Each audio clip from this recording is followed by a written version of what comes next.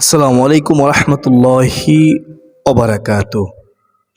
যদি স্বামী স্ত্রী চান সংসারে বরকত, রিজিকে বরকত, তাহলে এই চারটি ভুল কখনো করবেন না স্বামী স্ত্রী মিলন করার সময়।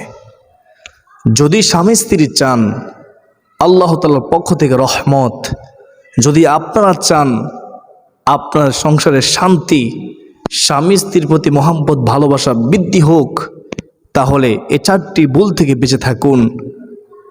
সাবধান, এ চারটি ভুল কখনো করবেন না। যদি স্বামী স্ত্রী চারটি ভুল করেন তাহলে আল্লাহ তাআলার পক্ষ থেকে গজব নেমে আসবে। নাউজুবিল্লাহি মিন জালিক। আপনাদের দুনিয়া ও আখিরাত বরবাদ হয়ে যাবে, আপনারা গুনাহগার হবেন। স্বামী স্ত্রী সহবাসের সময়, মিলিত হওয়ার সময় যদি চারটি ভুল করেন, আপনারা কঠিন মারাত্মক রোগে আপনারা আক্রান্ত হয়ে যাবেন।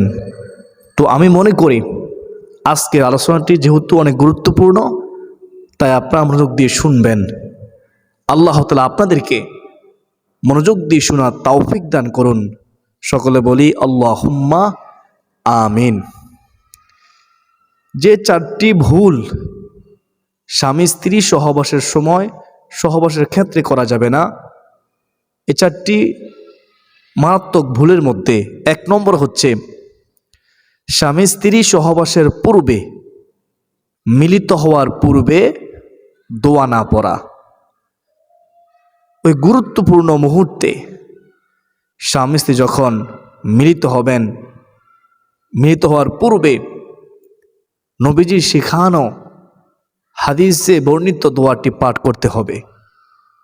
কেননা আমি সংক্ষেপে বলতেছি, রাসূলুল্লাহ সাল্লাল্লাহু আলাইহি ওয়াসাল্লাম বলেছেন, হযরত আব্দুল ইবনে আব্বাস রাদিয়াল্লাহু তাআলা আনহু বর্ণনা করেন, রাসূলুল্লাহ সাল্লাল্লাহু আলাইহি ওয়াসাল্লাম তিনি বর্ণনা করেছেন, যদি তোমাদের কেউ স্ত্রীর সাথে মিলিত হতে চায় সে যেন এই দোয়াটি পাঠ করে, আল্লাহুম্মা জান্নিবনা শাইতানা ওয়া জান্নিবিশ শাইতানা মা রাযাকতানা। শুরুতে বিসমিল্লাহি বলতে হবে।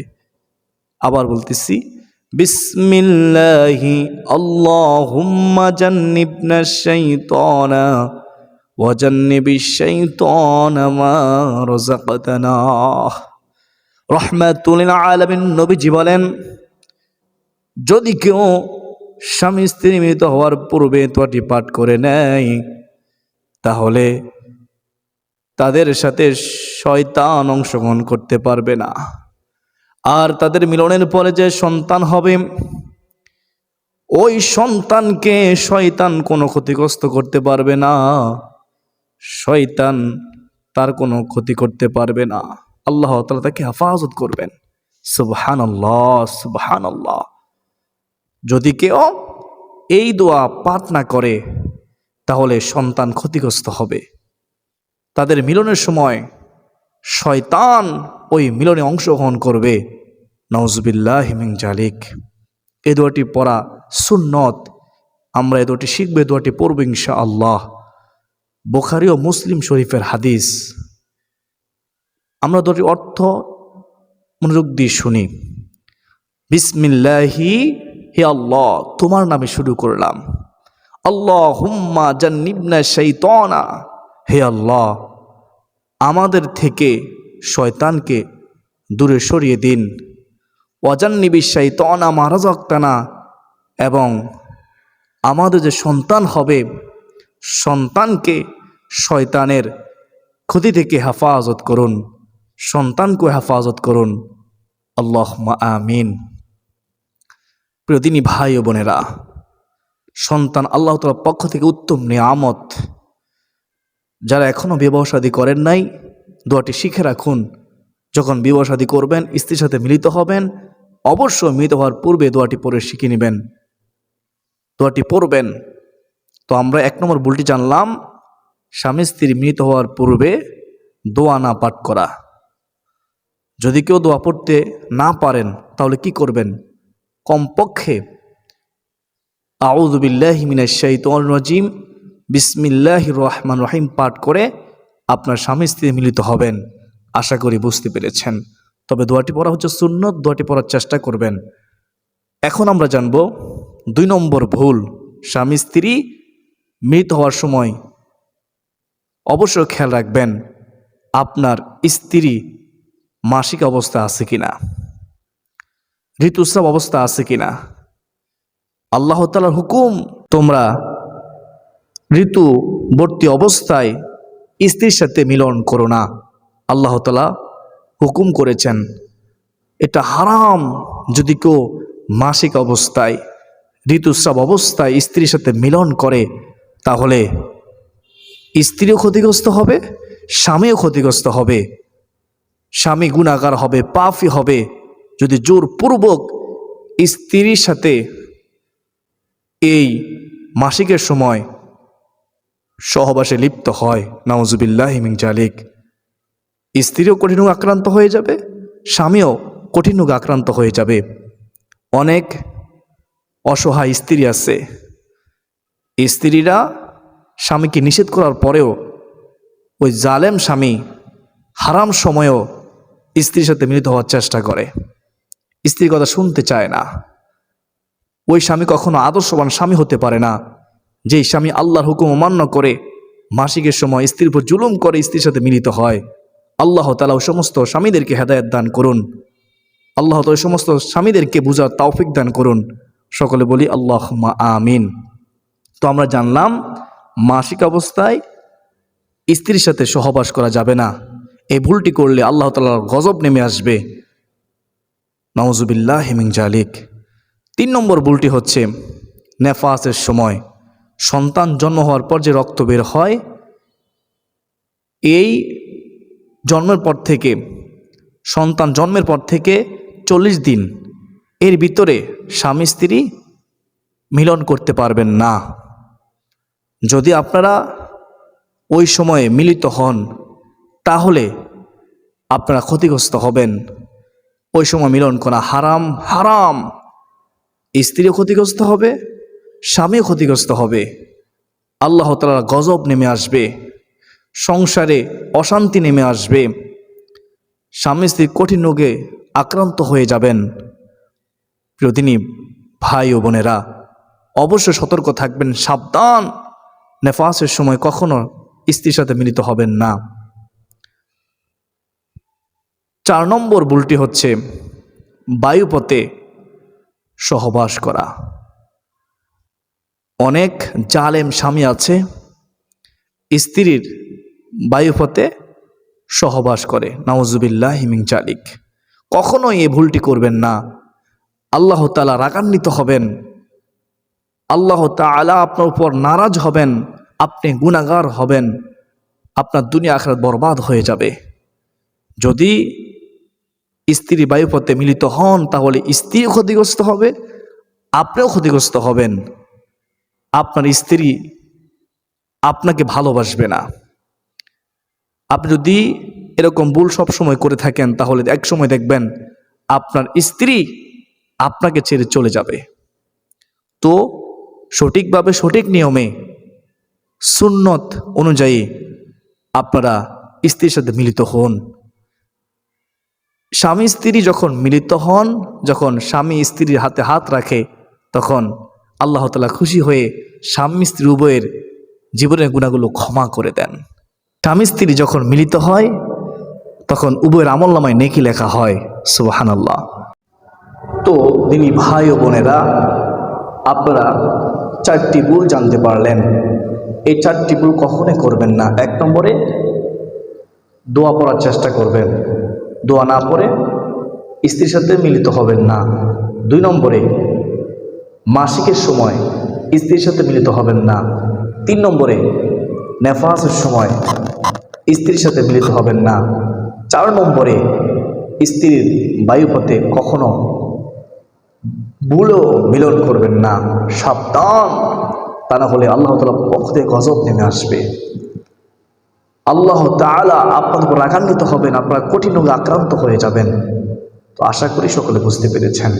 আল্লাহ তাআলা আমাকে, আপনাকে, আমাদের সবাইকে এই মারাত্মক ভুলগুলো থেকে বেঁচে থাকার তৌফিক দান করুন। সকলে বলি আল্লাহুম্মা আমিন। সুন্নত কিছু নিয়ম আছে, স্বামী স্ত্রী মিলিত হওয়ার পূর্বে কিছু সুন্নাহ নিয়ম আছে। যদি মানেন ওই গুরুত্বপূর্ণ মুহূর্তে, তাহলে আপনারা অন্তরে শান্তি পাবেন, মিলনের শান্তি পাবেন, নেকি হবে আমল নামায়, আল্লাহ খুশি হবে, শয়তান দূরে সরে যাবে। সেটা হচ্ছে স্বামী স্ত্রী মিলিত হওয়ার পূর্বে যদি কষ্ট করে অজু করতে পারেন, মেসওয়াক করতে পারেন, তাহলে কতই না উত্তম হবে। যদি স্বামী স্ত্রী মিলিত হওয়ার পূর্বে পরিষ্কার পরিচ্ছন্ন পোশাক পরতে পারেন, কতই না উত্তম হবে।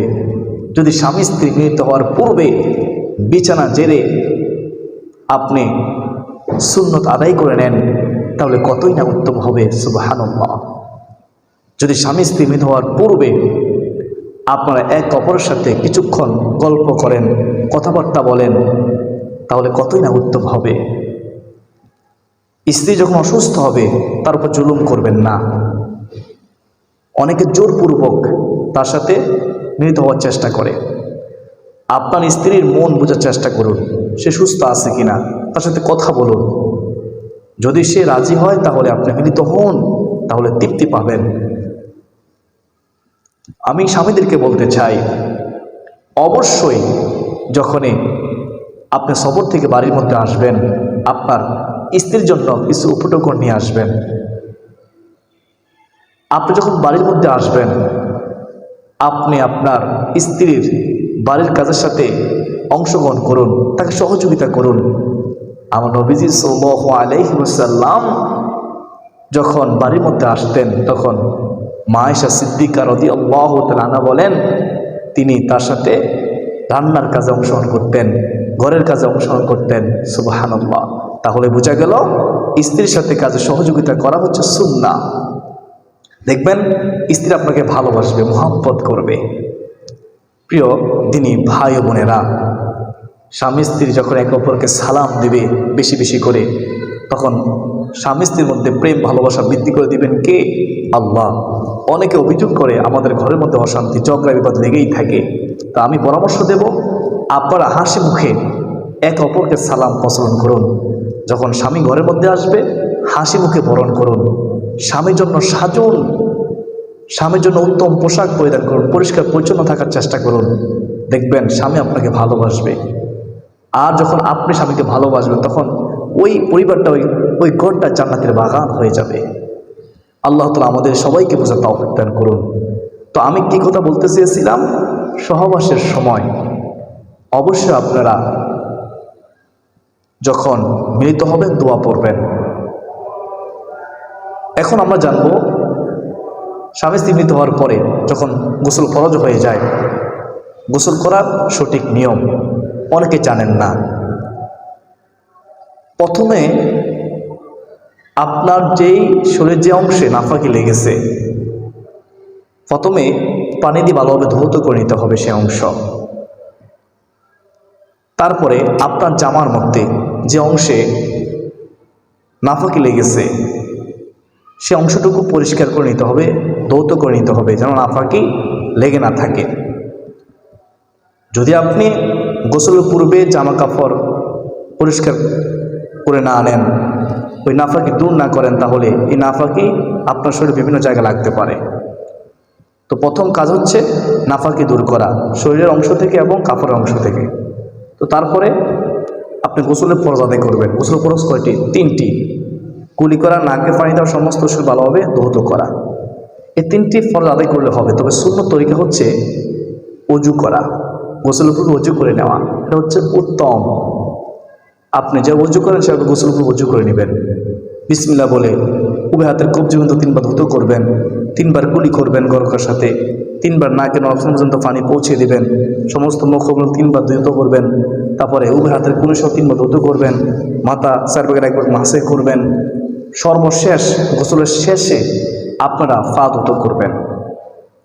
যদি টিউবওয়েলে গোসল করেন তাহলে নিয়মটা শুনে নেন। আপনি প্রথমে ডান কাঁধে পানি ফেলবেন, তারপরে বাম কাঁধে, তারপরে মাথার মধ্যে পানি ফেলবেন। হাত দিয়ে ঘষে ঘষে আপনারা ফরজ গোসল আদায় করে নেবেন। মনে রাখবেন, ফরজ গোসল না হলে আপনার নামাজ হবে না। আপনি পবিত্র হতে পারলেন না, একটি পশমও শুকনো থাকা যাবে না, প্রতিটি পশমে গোড়ায় গোড়ায় পানি পৌঁছাতে হবে। মা বোনদের অনেকের নাক ফুল থাকে, এই নাক ফুল নড়াচড়া করে পানি পৌঁছে দিতে হবে। অনেকের কানের দুল থাকে, কানের দুল নড়াচড়া করে পানি পৌঁছে দিতে হবে। যদি গলা হাত থাকে ভালোভাবে এভাবে পানি পৌঁছে দিতে হবে। নাভির মধ্যে হাতের আঙ্গুল দিয়ে পানি পৌঁছে দিতে হবে। যদি পেটের মধ্যে বাস থাকে তাহলে ওই বাসে যেন পানি পৌঁছে, এটা খেয়াল করতে হবে যেন পানি পৌঁছে ওই জায়গার একটি পশম শুকনো না থাকে। সর্বের কথা হলো শরীরের কোনো অংশ শুকনো থাকা যাবে না, প্রতিটি পশমে করে করে পানি পৌঁছাতে হবে, তাহলে সঠিকভাবে ফরজ গোসল হবে, আপনি পবিত্র হবেন। আশা করি সকলে বুঝতে পেরেছেন। আল্লাহ তাআলা আমাকে আপনাকে আমাদের সবাইকে সঠিকভাবে ফরজ গোসল আদায় করার তৌফিক দান করুন।